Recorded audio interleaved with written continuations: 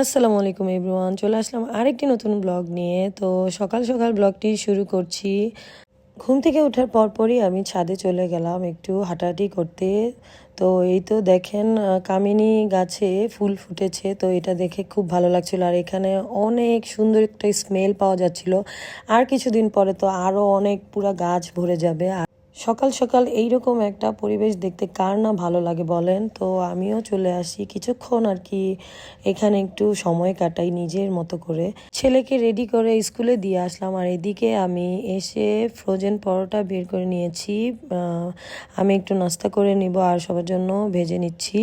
আর এদিকে গরু মাংস ছিল, সেটাকেও গরম করে নিয়েছি। আর চা তো থাকবেই, সেজন্য চা বানিয়ে নিলাম।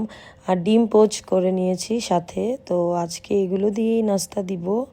তো এই তো নাস্তা রেডি। তো আমি আবার আমার হাজব্যান্ডের জন্য রেডি করে নিয়ে যাচ্ছি, আর আমার জন্য চাটাও নিয়ে নিলাম। তো দুইজন মিলে এখানে খাচ্ছিলাম। আজকে যেহেতু গরুর মাংস আছে রান্না করা, আমি তেমন একটা কিছু রান্না করতে চাচ্ছিলাম না, সেই জন্য চিন্তা করলাম ডিপ ক্লিনিং করার জন্য কিচেনটা। তো এই তো করে নিচ্ছি ডিপ ক্লিনিং। আর এদিকে ফিল্টারের এইটাও ময়লা হয়ে গেছে, তো সেটাও আমি চেঞ্জ করে দিলাম। বাকি কাজগুলো আমার হেল্পিং হ্যান্ড করছিল, আর আমিও একটু সাহায্য করে দিচ্ছিলাম। তো কাজ শেষ করে আমি চলে গেলাম আম্মুর বাসায়। তো এইখানে রান্না করব। তো এই তো সব প্রিপারেশন করা হয়ে গেছে। তো এখানে আমি সরপুঁটি মাছ ভেজে নিচ্ছি, এটা একটু ভুনা করে দিব। আমার মাথায় একটা সবসময় চিন্তা থাকে যে কখন আমার বাসার কাজ শেষ করব আর আম্মুকে একটু হেল্প করে দিব। আমি যদি একটু করতে পারি, আমার মনে হয় যে না, আমার মা একটু হলেও একটু আরাম পাবে। তো সেজন্য আমি তাড়াতাড়ি করে শেষ করে চলে যাই আম্মুর বাসায়। তো এই তো এদিকে মাছগুলো ভেজে নিচ্ছি, সব তরকারি রান্না করব। এই যে সরপুঁটি মাছটা ভুনা করে নিলাম, আর এদিকে ট্যাংরা মাছগুলো ভুনা করে নিচ্ছি।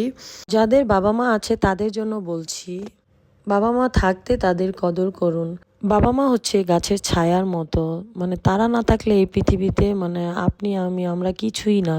যাদের নাই তারাই বুঝে যে মানে বাবা মা না থাকলে যে কতটা কষ্ট, শুধু তারাই বুঝবে। পৃথিবীর সকল বাবা মা ভালো থাকুক, আমি এই দুয়াই করি। তো যাই হোক, আমি ছেলেকে স্কুলে থেকে আবার নিয়ে আসলাম বাসায়। তো আসার পর দেখেন আমার ছেলে আবার চাল দিয়ে চলে যাচ্ছে আম পাড়তে। তো স্কুলের ড্রেসটাও খুললো না। তো সন্ধ্যার পর অফিস থেকে আসার সময় হাজব্যান্ড ফোন দিয়ে বলল চলো আজকে বাইরে খাবো।